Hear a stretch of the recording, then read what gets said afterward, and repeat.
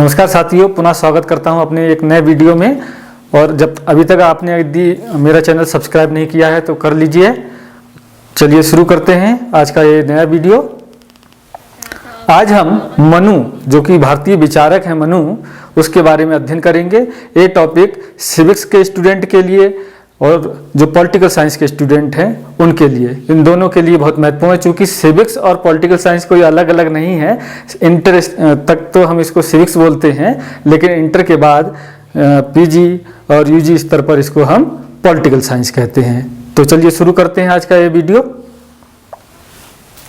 देखेंगे कि मनु और मनु स्मृति, चूँकि मनु ने एक पुस्तक लिखी थी मनु स्मृति, तो इस आधार पर ही हम इनके बारे में जानने का प्रयास करेंगे कि मनु कौन थे और उन्होंने इस पुस्तक को लिखा तो एक किस पर फोकस करके लिखा है।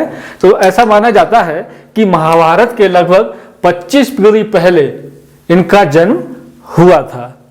जब सृष्टि की रचना हुई थी तो ऐसा माना जाता है कि मनु ने तब जन्म लिया था।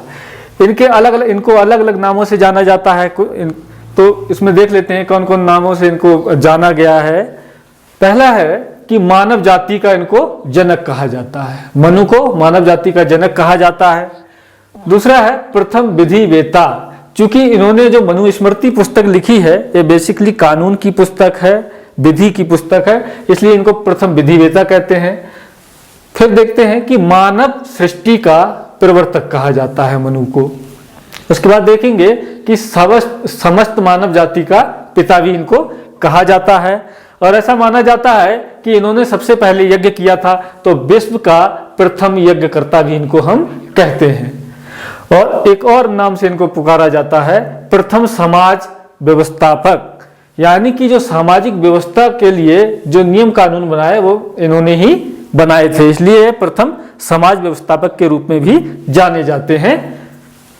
फिर देखेंगे कि मानव धर्मशास्त्र के प्रणेता, मानव धर्मशास्त्र के प्रणेता भी इनको कहा जाता है। चूंकि अगर मैं बताऊं आपको कि हिंदू कानून की जो पुस्तक हैं उनको 3 श्रेणी में बांटा गया है। पहला है धर्मसूत्र, दूसरा है धर्मशास्त्र और तीसरा है टीका।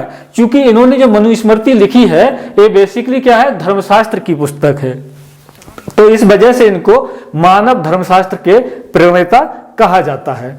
अब चर्चा करते हैं मनु स्मृति पर। ये तो हम मनु के बारे में समझ चुके होंगे। अब हम बात करेंगे मनु स्मृति पर, जो इनकी पुस्तक है, बहुत ही चर्चित पुस्तक है, इसके बारे में पढ़ना बहुत ही जरूरी है। यह राजनीतिक ग्रंथ तो है, लेकिन राजनीतिक ग्रंथ की अपेक्षा ये सबसे ज्यादा फोकस किस पर करता है, कानूनी, जो कानून है उस पर ये फोकस करता है, इसलिए इसको कानूनी ग्रंथ भी कहते हैं। अब ये चर्चा करते हैं इसमें कि आखिर इसमें चैप्टर कितने हैं और इसमें कितने श्लोकों का समावेश किया गया है। इसमें जो चैप्टर हैं वो 12 चैप्टर हैं और इसमें जो श्लोक हैं वो 2694 श्लोक हैं। चूंकि पहले जब ये पुस्तक लिखी गई थी तो इसमें 1 लाख श्लोक थे, उसके बाद कम होते होते अब जो वर्तमान में अगर देखें तो इसमें 2694 ही श्लोक हैं। इसका जो सबसे महत्वपूर्ण चैप्टर नंबर है 7 में क्या किया गया है कि राज्य की उत्पत्ति का दैवीय सिद्धांत इसमें दिया गया है, यानी कि राज्य की उत्पत्ति का दैवीय सिद्धांत, इसके बारे में इन्होंने चर्चा की है कि किस तरीके से राज्य का निर्माण हुआ है। हालांकि यहाँ पर राज्य की बात करते हैं, लेकिन मनु ने राज्य को एक प्रकार से राजा के रूप में ही वर्णित किया है। तो किस तरीके से राजा की उत्पत्ति हुई उसको इन्होंने बताया है। और राजा की उत्पत्ति कैसे हुई है, देवीय कृपा से हुई है। इसका मतलब ये हुआ कि राजा जो बना है वो मानव के द्वारा किसी ने राजा उसको नहीं बनाया है, यानी कि किसने बनाया है, देवता ने उसको बनाया है। तो यानी कि वो अपने काम के प्रति किसके प्रति उत्तरदायी रहेगा, देवता के प्रति रहेगा। फिर देखते हैं कि मनु स्मृति का एक आता है कि रचना काल क्या है। कि किस समय ये पुस्तक लिखी गई है। ये बहुत बड़ी समस्या रहती है, बहुत अलग अलग विचारकों का अलग अलग मत है कि इस समय लिखी गई है, कोई कहता है इस समय लिखी गई है। लेकिन इसमें जो सबसे प्रमाणिक मत है वो मजूमदार और पुसालकर, ये दो विद्वान हैं, मजूमदार और पुसालकर, इन्होंने अपना मत व्यक्त किया और इन्होंने कहा कि जो मनुस्मृति पुस्तक है वो 3110 ईसा पूर्व में लिखी गई और यही सबसे प्रमाणिक मत है। मनुस्मृति का एक अन्य नाम भी है जिसको हम जान लेते हैं कि क्या नाम है। मनुस्मृति का एक अन्य नाम है मानव धर्मशास्त्र, इसको मानव धर्मशास्त्र भी कहते हैं। मनुस्मृति का अंग्रेजी में अनुवाद किया है एक विद्वान ने, उन विद्वान का नाम है NB हेलहेक। NB हेलहेक महोदय ने अंग्रेजी में मनुस्मृति का अनुवाद किया है। किस नाम से किया है ये जान लेते हैं, a code of Gentoo laws, a code of Gentoo laws नाम से BN हेलहेक ने इसका अनुवाद किया है। तो ये तो चर्चा हमारी हो गई, हमने समझ लिया कि मनु कौन थे और मनुस्मृति क्या है, इसके बारे में हम विस्तार से समझ चुके हैं। इसको समझना बहुत जरूरी भी है। मैंने बताया कि 12 अध्याय हैं, क्वेश्चन एग्जाम में आता है, 2-3 बार ये पूछा जा चुका है कि इसमें कितने अध्याय हैं, कितने चैप्टर हैं। अब हम बात करते हैं जो मनु ने जो व्यवस्था दी है अपनी मनुस्मृति में, जो बात कही है वो बात है, पहली बात इसमें देखेंगे कि राज्य का सप्तांग सिद्धांत दिया है, यानी कि राज्य जो है कितने तत्वों से मिलकर बना है, उसके कितने अंग हैं, उसके कितने अवयव हैं। अवयव का मतलब भी तत्व या अंग से ही होता है। तो राज्य के कितने अंग हैं, जैसे कि नाम से स्पष्ट है सप्तांग, यानी कि 7 अंग हैं। इसमें देखेंगे कि मनु ने राज्य के सावयव स्वरूप, यानी कि जो इसके अवयव हैं उसके बारे में इसकी चर्चा की है। 7 अंग कौन कौन से हैं। पहला जो अंग है वो है स्वामी। स्वामी जो शब्द है वो बेसिकली राजा के लिए यूज हुआ है। दूसरा है मंत्री, मंत्री को अमात्य भी कहा गया है। तीसरा अगर हम इसका अंग देखेंगे वो है पुर, पुर मतलब होता है किला, दुर्ग या फिर राजधानी, क्योंकि जहां दुर्ग होते थे उसी जगह पर राजधानी का निर्माण होता था। हम इसका चौथा अंग देखेंगे राज्य, राज्य ऑब्लिक राष्ट्र।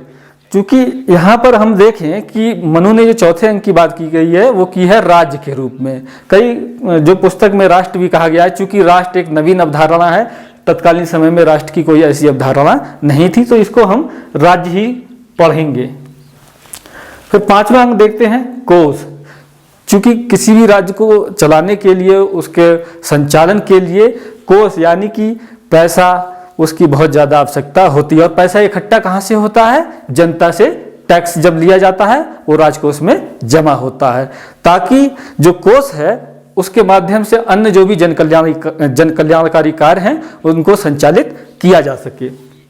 अगला देखते हैं दंड।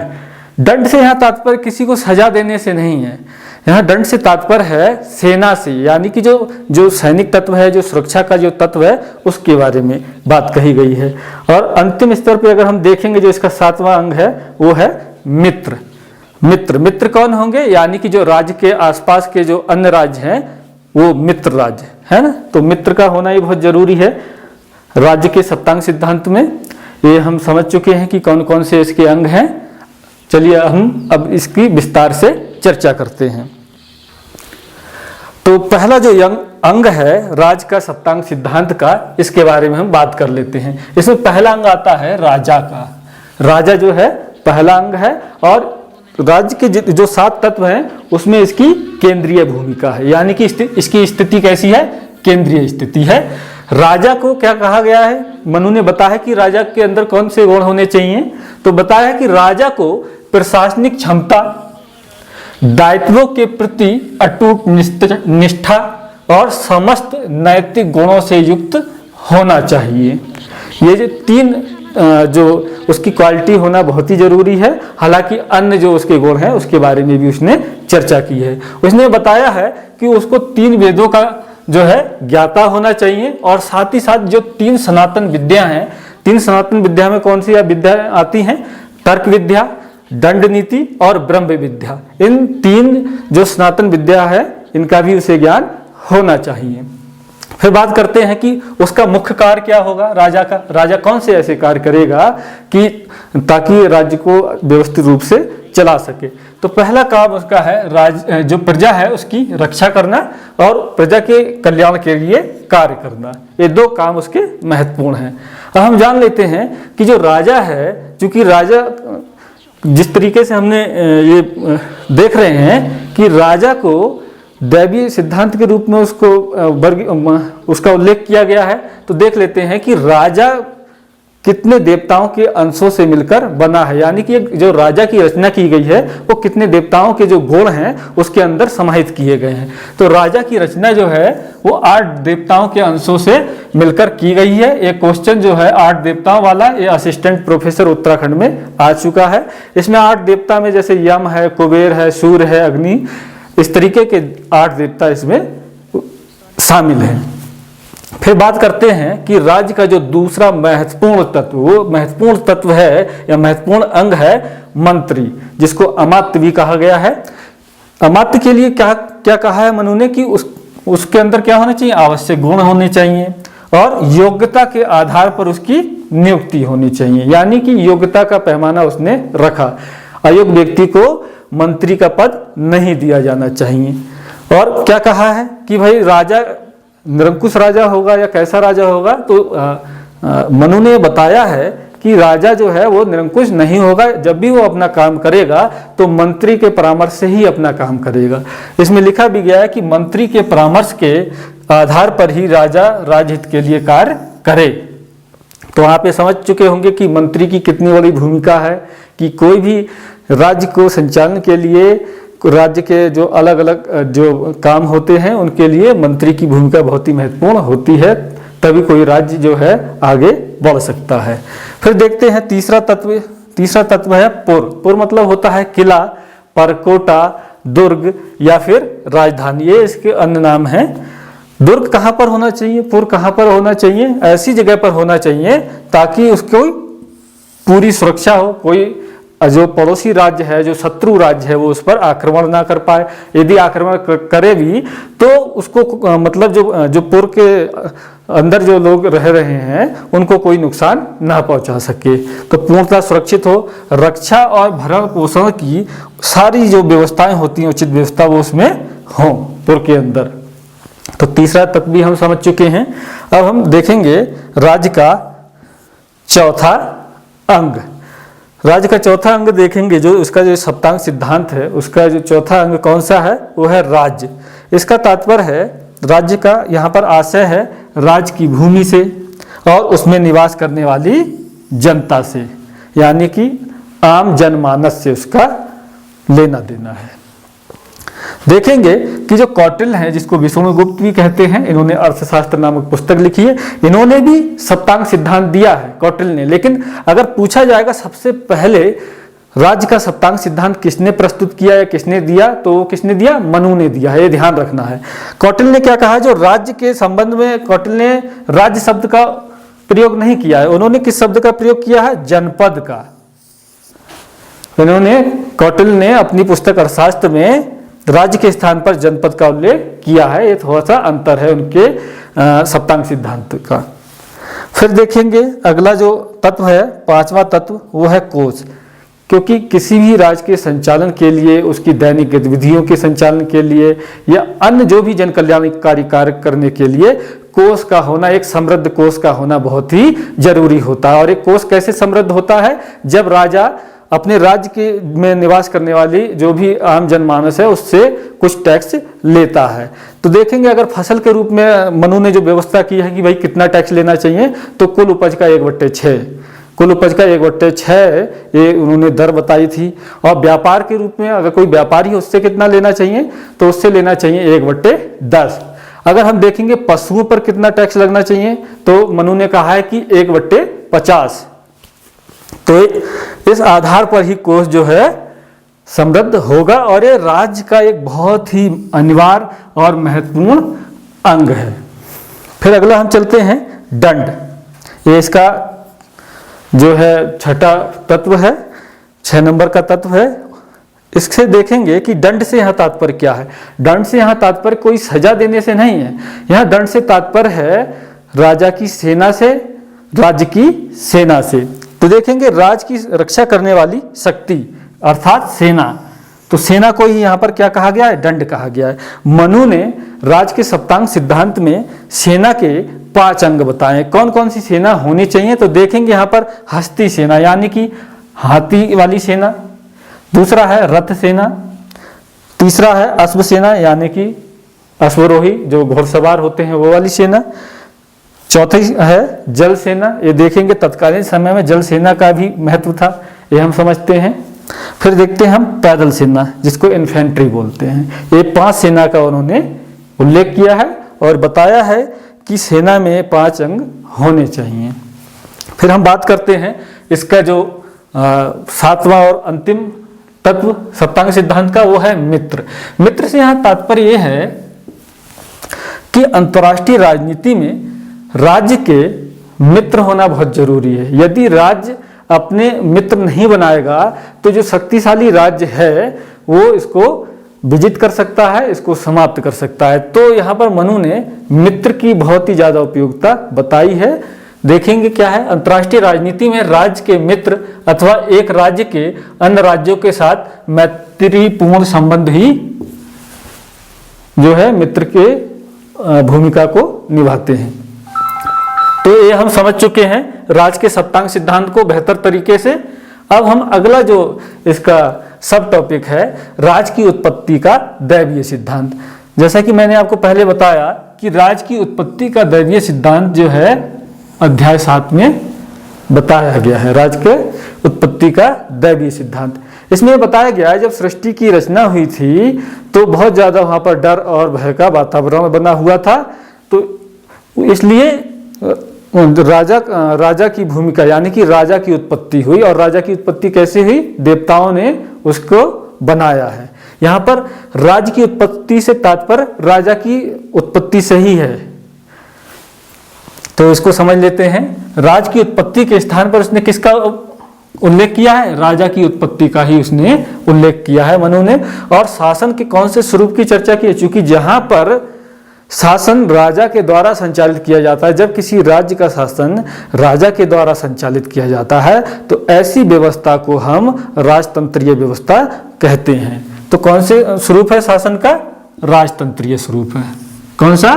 राजतंत्रीय। ये समझ में आ गया होगा। अब हम इसमें जो चौथा टॉपिक है वो है परराष्ट्र नीति यानी कि अंतर्राष्ट्रीय संबंध। यानी कि हम ये देखें कि एक राज्य का अन्य राज्यों के साथ किस तरीके के संबंध होने चाहिए और किस तरीके से संबंध बनाए रखने चाहिए। तो इसमें 2 सिद्धांत महत्वपूर्ण हैं। एक है षाड्गुण सिद्धांत नीति और दूसरा है मंडल सिद्धांत। आज हम षाड्गुण नीति पर ही चर्चा करेंगे और मंडल सिद्धांत के बारे में हम अगले वीडियो में चर्चा करेंगे। तो समझ लेते हैं, षाड्गुण नीति का मतलब होता है जिसमें 6 लक्षण पाए जाते हैं। ऐसी नीति जिसमें 6 लक्षण पाए जाते हैं उसको षाड्गुण नीति कहते हैं। तो समझ लेते हैं कौन से 6 तत्व हैं, कौन से 6 लक्षण हैं। पहला है संधि। अब संधि किससे करेंगे? यानी कि एक राज्य का दूसरे मित्र राज्यों के साथ जो मैत्रीपूर्ण संबंध है, वो जो समझौते उनके बीच में आपस में जो हुए हैं वो क्या कहलाएगा? संधि कहलाएगा। ताकि राज्य जो है शक्तिशाली बना रहे, उसके अंतर्राष्ट्रीय संबंध जो है अच्छे तरीके से चलते रहें। दूसरा यह है कि विग्रह। विग्रह में क्या है कि जब संधि नहीं हो सकती है किसी राज्य से, यानी कि ऐसा कोई राज्य जो शत्रु राज्य है जिससे समझौता नहीं हो सकता है, तो उसके साथ क्या करना है? विग्रह यानी कि युद्ध करना है। उसके साथ क्या करना है? युद्ध करना है। उसको युद्ध के माध्यम से विजित करना है। ये इसका दूसरा लक्षण है। फिर तीसरा देखेंगे यान। यान का मतलब ये है कि वास्तविक आक्रमण। जब हम ऐसा कोई एक समय सुनिश्चित करें कि जो शत्रु राज्य हैं उस पर वास्तविक रूप से हम आक्रमण करें, तो वास्तविक आक्रमण को क्या कहा है? यान कहा है। इसका मतलब होता है, वास्तविक आक्रमण का मतलब होता है यान। फिर है जो चौथा लक्षण है आसन। आसन की स्थिति कब होगी? आसन का मतलब होता है तटस्थ रहना या उदासीन रहना। एक कब स्थिति होगी? एक तब होगी, आसन की स्थिति कब आएगी? जब हम देखें कि शत्रु की सेना बहुत ज्यादा शक्तिशाली है और हमारी सेना कैसी है? कमजोर है। तो इस जो समय में जो हमें समय मिला है उस समय में हम एकदम शांत रहेंगे, तटस्थ रहेंगे और धीरे धीरे अपनी सेना को जो है शक्तिशाली बनाते रहेंगे, ताकि एक ऐसा समय आए जब हम बहुत ज़्यादा शक्तिशाली हो जाए, फिर हम लड़ने की स्थिति में होंगे और राज्य को विजित करने की स्थिति में होंगे। यानी कि ये कह सकते हैं कि तटस्थ और उदासीनता वाली स्थिति में हमें अपनी जो कमियां हैं उसको दूर करना है और अपनी सेना को मजबूत बनाना है। अब है द्वैधी भाव। द्वैधी भाव का मतलब है कि दोहरी नीति अपनाना। दोहरी नीति किस तरीके से अपनाएंगे? यानी कि जब हम शत्रु राज्य से हमारा युद्ध होगा तो हम सेना को दो भागों में बांटेंगे। दो भागों में, एक सेनापति के नेतृत्व में सेना जो है शत्रु सेना को रोके रखेगी और दूसरी जो सेना का जो दूसरा भाग है वो राजा के नेतृत्व में छिपा रहेगा और मित्र राष्ट्रों का वेट करेगा, इंतजार करेगा, ताकि मित्र राष्ट्र की सेना आकर उनका सहयोग करे और फिर हम शत्रु की जो सेना है उस पर मिलकर अटैक करें, आक्रमण करें और शत्रु की सेना जो है उसको हम पराजित कर पाएं। तो द्वैधी भाव आप समझ गए होंगे। फिर अगला है संश्रय। संश्रय का मतलब ये होता है कि जब हमारी स्थिति, जब हमारे राज्य की स्थिति उतनी ज़्यादा मजबूत नहीं होती है, हम कमज़ोर स्थिति में होते हैं और शत्रु राज्य जो है शक्तिशाली होता है, तो ऐसी स्थिति में राजा को करना ये चाहिए कि जो बलवान जो राजा है, जो शक्तिशाली राजा है, जो हमारे मित्र जो राज्य हैं उनमें जो शक्तिशाली राजा है उसके यहाँ हमें शरण लेनी चाहिए, उसका हमें आश्रय लेना चाहिए, उसकी हमें हेल्प लेनी चाहिए, ताकि हम शत्रु राज्य को पराजित कर सकें। तो ये समझ गए होंगे परराष्ट्र नीति। परराष्ट्र नीति का मतलब मैंने आपको पहले बता ही दिया है। उसमें मैंने बताया यहाँ दो तरीके के यहाँ पर सिद्धांत अपनाए जाते हैं, षड्गोल नीति और मंडल सिद्धांत। षड्गोल में मैंने बता दिया है संधि, विग्रह, यान, आसन, द्वैधी भाव और संश्रय। ये आप समझ चुके होंगे बढ़िया तरीके से। मैंने एकदम आसान शब्दों में आपको बता दिया है। अब मैं कुछ चीज़ें यहाँ बता देता हूँ, एक बार दोबारा आपको रिवाइज करा देता हूँ कि कौन कौन सी चीज़ें इसमें आपको बेहद याद रखनी है या एग्जाम के दृष्टिकोण से महत्वपूर्ण है। इसमें मैंने आपको बताया है कि भाई जो मनुस्मृति है वो कितने भागों में बांटी गई है, यानी कि उसके अध्याय कितने हैं। ठीक है। दूसरा है राज की उत्पत्ति का दैवीय सिद्धांत। इसका सबसे पहला जो उल्लेख अगर मिलता है मनुस्मृति में ही मिलता है और सबसे पहले राज की दैवीय उत्पत्ति के सिद्धांत के बारे में मनु ने ही व्यवस्था दी थी, ये समझना जरूरी है। फिर है राज का सप्तांग सिद्धांत, ये भी बहुत महत्वपूर्ण है और इसको हमें ध्यान रखना है कि जिस तरीके से यहाँ पर जो क्रम दिया गया है वैसे ही क्रम को हमें याद रखना है, आगे पीछे नहीं करना है। क्योंकि क्या करता है एग्जामिनर कि वो सीक्वेंस लगाने को बोलता है कि इसके बाद कौन सा था, तो ये यहाँ पर दिक्कत आ जाएगी। आपको ऐसे ही याद करना चाहिए। और सप्तांग सिद्धांत सबसे पहले मनु ने ही दिया। अगर कहीं ऑप्शन में ये आता है कि सप्तांग सिद्धांत की परिकल्पना सर्वप्रथम किसने की, अगर उसमें ऑप्शन मनु और कौटिल्य दोनों दिए हैं तो हमें मनु को ही लगाना है, ये ध्यान रखना है बिल्कुल। बाकी ये चीज़ आप समझ गए। मैंने ये बताया कि राजा की रचना कितने देवताओं के अंशों से मिलकर बनी है, तो आपको मैंने बता दिया है पहले ही कि असिस्टेंट प्रोफेसर में क्वेश्चन आ चुका है।